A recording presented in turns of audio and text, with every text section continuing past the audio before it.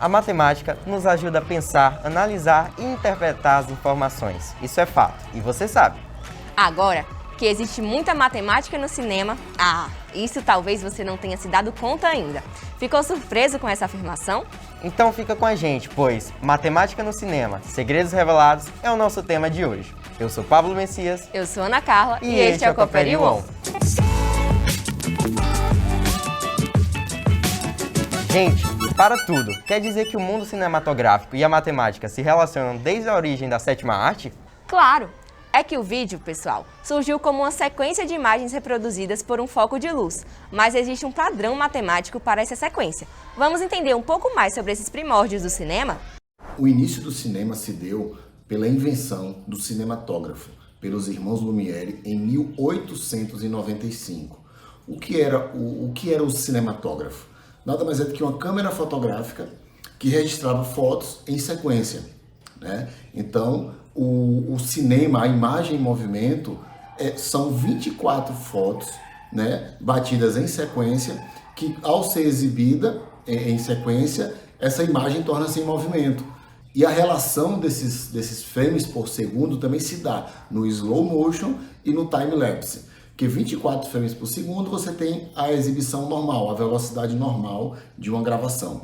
Quando você faz uma gravação em slow motion, ou seja, em câmera lenta, você grava mais quadros durante aquele mesmo período de tempo. Por exemplo, em 1 segundo você vai gravar 240 quadros ou 120 quadros, né? Então, quando você grava a 120 frames por segundo e você exibe numa velocidade normal, aquela ação que teve uma duração de 1 segundo, ela vai ter 5 segundos. Quando você grava em 240 frames por segundo, ela vai ter 10 segundos, ou seja, ela vai passar de uma forma muito mais lenta, por isso é a câmera lenta. Já com time-lapse é o inverso, você grava de uma forma mais lenta, ou seja, vamos supor que você grave um vídeo, uma ação que aconteceu em 24 segundos e grave 1 frame por segundo. Né? Então você vai gravar 24 frames naquela ação que aconteceu em 24 segundos. Quando você exibir numa velocidade normal, toda aquela ação que aconteceu em 24 segundos, ela vai se reduzir a 1, ou seja, ela vai ser exibida de uma forma muito mais rápida. Por exemplo, um sol se pondo, né? Aquele trecho que o sol percorreu em 24 segundos, quando você assiste em 1 segundo. Então, pessoal, o cinema e a matemática, eles têm uma relação muito forte, direta, desde que o cinema existe, né? Se a gente parar para analisar que o cinema é o tempo, né, de sua película, o tempo em que o filme passa, ele é dividido em 3 tempos. Curta-metragem, que são filmes até 15 minutos. Média-metragem, os filmes que ficam entre 15 e 70 minutos. E a partir de 70 minutos, vocês aí já podem entender que são filmes chamados longa-metragens. O tempo máximo de um filme, ele é livre. Tem filmes como O Vento Levou, que são quase 4 horas, né?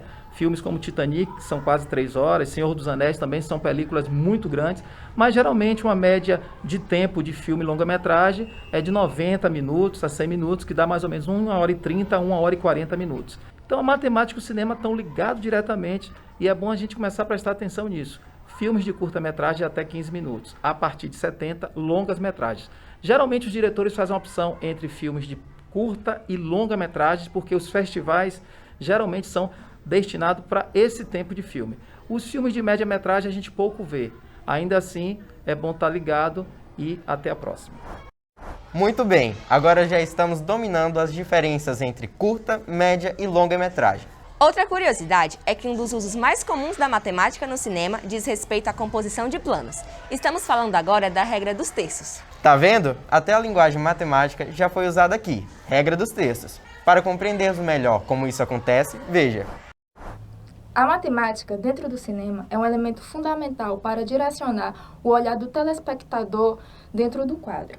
Uma dessas regras mais importantes para a composição da imagem é a regra dos terços. A regra dos terços é uma regra de composição da imagem, onde o quadro ele é dividido em 2 terços. Ela é traçada em 4 linhas imaginárias, 2 na vertical e 2 nas horizontais, dividindo o quadro em 2 terços. Basicamente, o personagem e o objeto eles são inseridos nas interseções das linhas, onde tem um direcionamento do olhar do telespectador. Um outro exemplo de composição de imagem é a proporção áurea, onde ela tem toda uma fórmula pensada e complexa para pensar. Porém, ela tem basicamente a imagem de um caracol, que é a imagem mais natural que existe dentro do nosso planeta e a imagem mais harmoniosa que nós, seres humanos, conseguimos enxergar.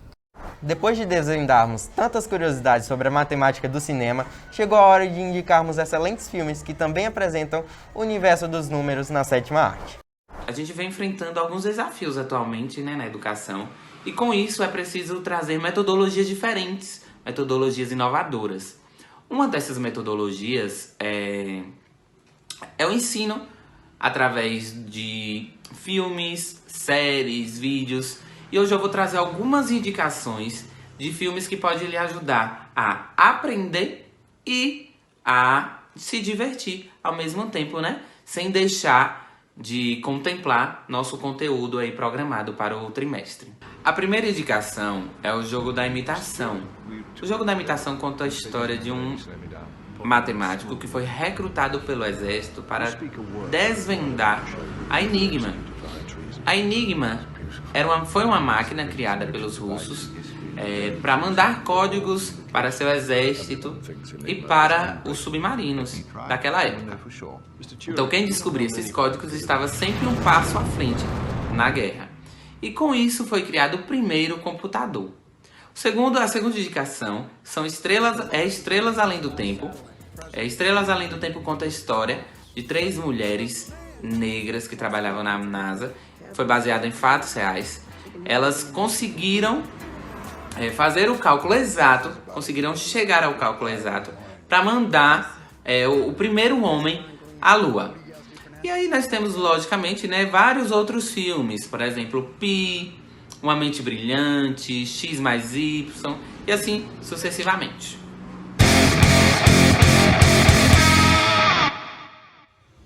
Que saudade! Esse é o sentimento que eu tenho hoje dessa instituição chamada Cooperil, onde eu ingressei lá no ano de 1995 e estive até o ano de 2010.